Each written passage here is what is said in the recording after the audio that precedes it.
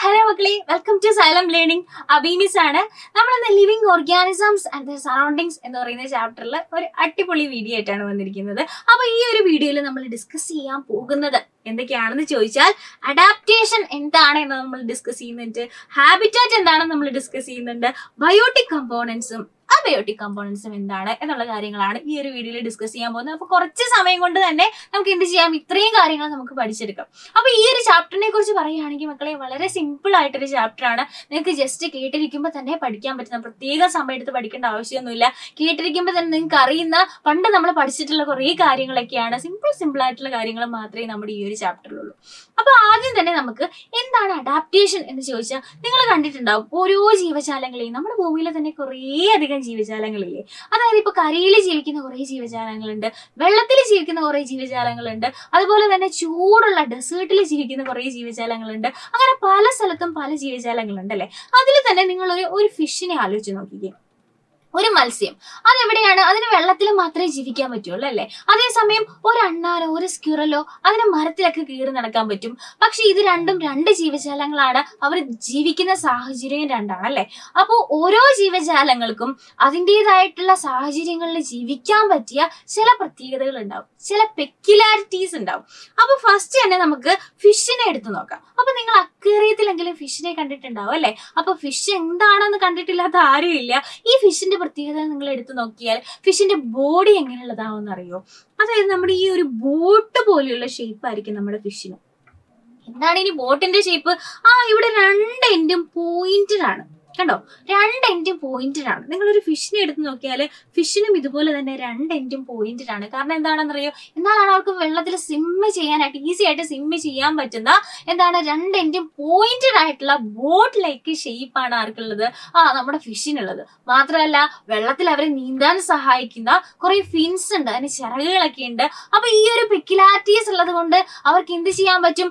വെള്ളത്തിൽ ജീവിക്കാൻ പറ്റും, വെള്ളത്തിൽ നീന്തി നടക്കാൻ പറ്റും. അപ്പൊ ഓരോ മത്സ്യത്തിനും എന്താണ്, ബോർഡ് ലൈക്ക് ഷേപ്പ് ആണ്, അതുപോലെ തന്നെ ഫിൻസ് ഉണ്ട്.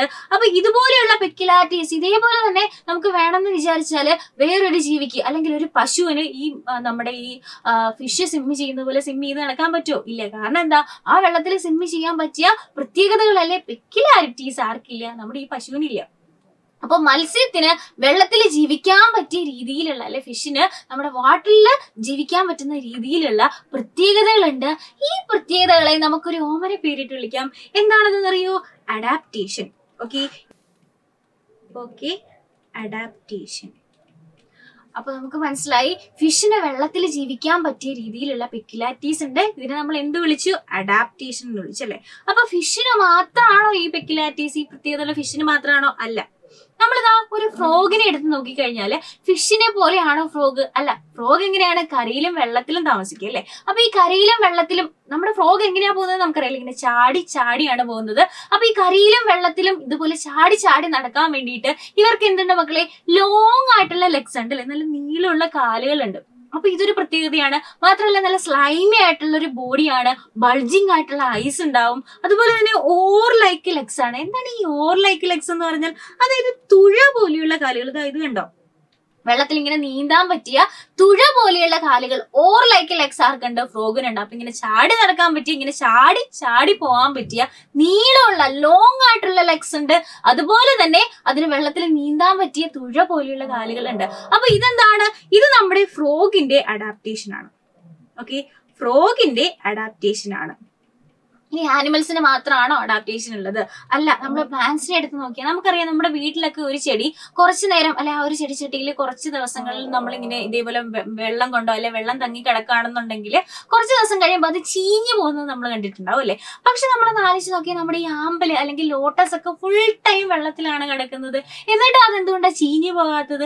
വെള്ളത്തിലായതുകൊണ്ട് തന്നെ അത് ചീഞ്ഞു പോകാതിരിക്കാനുള്ള പെക്യുലാരിറ്റീസ്, പ്രത്യേകതകളുണ്ട്. അപ്പൊ ഇവരെന്താണ്? They don't decay in water. വെള്ളത്തിൽ എന്ത് സംഭവിക്കില്ല? അത് ഡീകേ ചെയ്ത് അല്ലെങ്കിൽ ചീഞ്ഞു പോകില്ല. മാത്രമല്ല അതിന് ബിഗ് ആൻഡ് ഫ്ലാറ്റ് ആയിട്ടുള്ള ലീവ്സ് ആണ് അല്ലെ. അതായത് വെള്ളത്തിന്റെ മുകളിൽ പൊങ്ങി കിടക്കാൻ പറ്റിയ നല്ല വട്ടത്തിലുള്ള നല്ല വലിയ ഇലകളല്ലേ നമ്മുടെ ഈ ലോട്ടസിന്റെയും ആമ്പലിന്റെയും ഒക്കെ. എങ്ങനെയാണ്? നല്ല വലിയ വട്ടത്തിലുള്ള ഇലകളാണ്. കാരണം എന്താ? അത് വെള്ളത്തിന്റെ ഇടയിലാണെങ്കിൽ അത് ചീഞ്ഞു പോകും അല്ലെ. അപ്പൊ വെള്ളത്തിന് മുകളിൽ പൊങ്ങി കിടക്കാൻ പറ്റിയ വലിയ ഇലകൾ ആർക്കുണ്ട്? നമ്മുടെ ലോട്ടസിനുണ്ട്. അപ്പൊ ഇതും എന്താണ്?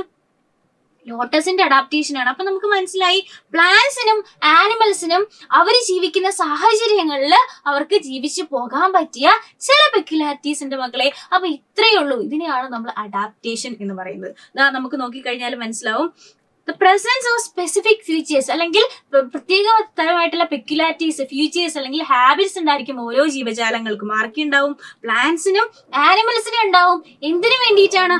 അവരുടെ സറൗണ്ടിങ്സിൽ അവർക്ക് ജീവിക്കാൻ വേണ്ടിയിട്ടുള്ള പെക്യുലാരിറ്റീസ് അല്ലെങ്കിൽ അവർക്കുള്ള ഫീച്ചേഴ്സ് അല്ലെങ്കിൽ ഹാബിറ്റ്സ് ഉണ്ടാവും.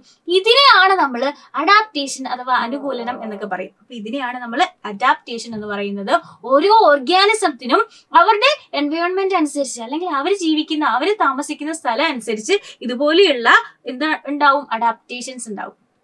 അപ്പൊ എന്താണ് അഡാപ്റ്റേഷൻ എന്ന് നമുക്ക് മനസ്സിലായി അല്ലെ? ഓരോ ജീവജാലങ്ങൾക്കും അത് താമസിക്കുന്ന ചുറ്റുപാടില് അവർക്ക് വേണ്ട പെക്യുലാരിറ്റീസോ അല്ലെങ്കിൽ പ്രത്യേകതകളോ ഉണ്ടാവും. ഇതിനെയാണ് നമ്മൾ അഡാപ്റ്റേഷൻ എന്ന് പറയുന്നത്. ഇനി നമുക്കറിയാം, നമ്മൾ താമസിക്കുന്ന ഒരു വീട് അല്ലെ, നമ്മളൊരു വീട്ടിലായിരിക്കില്ല, എല്ലാവർക്കും ഒരു വീടുണ്ടാവും. നമ്മൾ താമസിക്കുന്ന ഈ വീടിനെ നമ്മൾ എന്ത് പറയാം? നമുക്കിതിനെ ഡ്വെല്ലിംഗ് പ്ലേസ് എന്ന് പറയാം.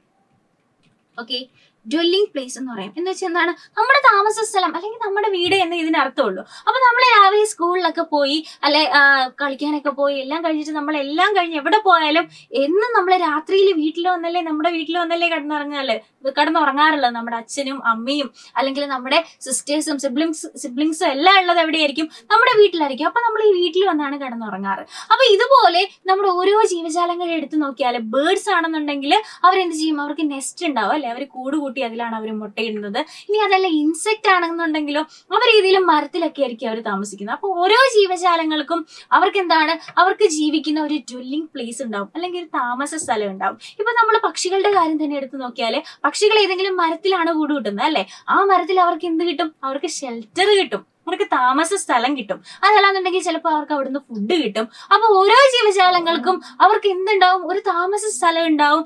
ഇതിനെയാണ് നമ്മൾ ഹാബിറ്റാറ്റ് എന്ന് പറയുന്നത്. ഓക്കെ, ഇതിനെയാണ് നമ്മൾ ഹാബിറ്റാറ്റ് എന്ന് പറയുന്നത്. അപ്പൊ നിങ്ങൾ ഈ ഒരു പിക്ചർ നോക്കിക്കേ.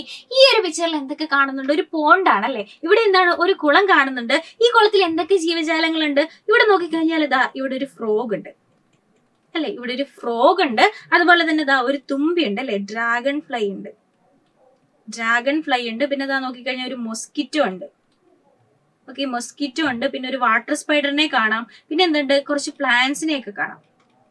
അപ്പൊ ഇത്രയും ഈ ഒരു പോണ്ട് എടുത്ത് നോക്കിയാൽ അല്ലെങ്കിൽ ഒരു കുളം എടുത്ത് നോക്കിയാൽ ഇത്രയും കാര്യങ്ങൾ നമുക്ക് കാണാം. ഇനി ഈ വെള്ളത്തിൽ ആരുണ്ടാവും? ഫിഷ് ഉണ്ടാവും അല്ലെ. വെള്ളത്തിന്റെ ഉള്ളിൽ എന്തുണ്ടാവും? ഫിഷസ് ഉണ്ടാവും. അതുപോലെ തന്നെ ബാക്കിയുള്ള ജീവജാലങ്ങൾ ഉണ്ടാവും. ഇനി ഈ ഒരു പോണ്ടില് ഇത്രയും ജീവനുള്ള ആൾക്കാർ മാത്രമാണോ ഉള്ളത്? അല്ല അല്ലെ. ഇവിടെ നോക്കിക്കഴിഞ്ഞാൽ എന്തുണ്ട്? റോക്ക് ഉണ്ട്, പാറയുണ്ട്. അതുപോലെ തന്നെ എന്തുണ്ട്? വാട്ടർ ഉണ്ട് അല്ലെ. പിന്നെ ഇവിടെ എന്തുണ്ടാവും?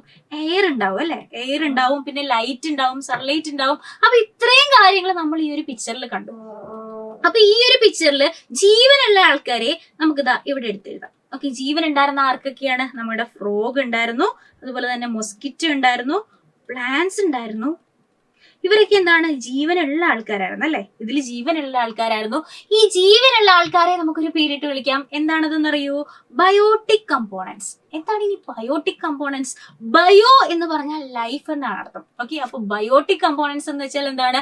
ജീവനുള്ളവർ. അപ്പൊ ഈ ഒരു പിക്ചറിൽ നമ്മുടെ ബയോട്ടിക് കമ്പോണൻസ് ആരായിരുന്നു? അവിടെ ജീവനുള്ള ആൾക്കാരാണ് ബയോട്ടിക് കമ്പോണൻസ്. ഇനി ജീവൻ ഇല്ലാത്ത ആൾക്കാരുണ്ടായിരുന്നല്ലോ.